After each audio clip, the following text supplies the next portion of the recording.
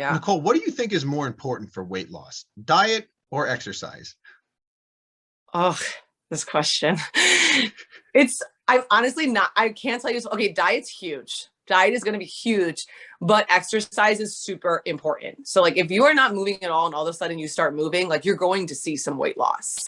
But that being said, your diet is going to play a really big part in how efficiently you see it. I'll put it this way. So, like, if you're somebody who is drinking a lot and, you're eating out very often and, you're consuming quite a bit of calories, if you all of a sudden even bring that down just a little bit, you're going to see the results a lot more efficiently than you're going to see them from just trying to work out excessively and still eat the same way. So it's really a mix of both, but I will always encourage both of them together.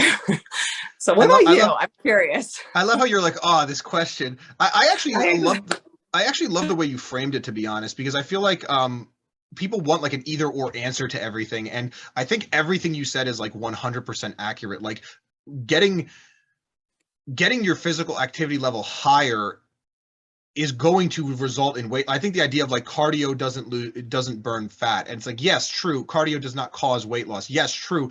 But if you're changing nothing else and you're adding cardio, you are likely to see weight loss. Like there's studies on this, right? It's just that oftentimes people don't stay consistent with it. They do cardio and then they think that means that they're allowed extra calories, right? Yes. And it just, at the end of the day, if you want to create weight loss, you have to balance that calorie balance equation to where your physical activity level and your energy output essentially is higher than your energy input being lower. But you can do that more efficiently if you're attacking both ends, both the output, which would be your training and your physical activity level, and the input, which would be your diet. But I would say like it is possible to have the worst training and have your nutrition perfect and still get great weight loss results, but the opposite is not true. It is not possible to have the worst diet and like amazing training and still see weight loss results. So I would say looking at it from that perspective, the nutritional aspect of it is more important.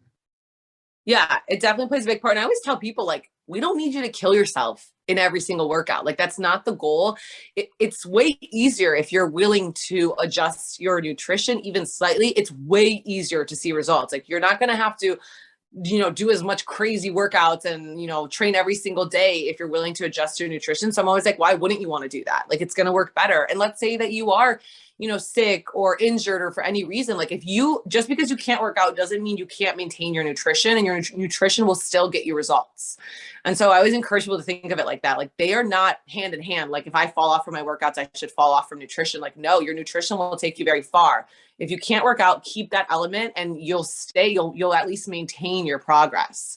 So it plays a really big part. And I look at myself, there's been months I couldn't train. I just kept my nutrition as it was. And I was able to maintain, my body as it was. So it's important. And it's a harder one for people than training, I think.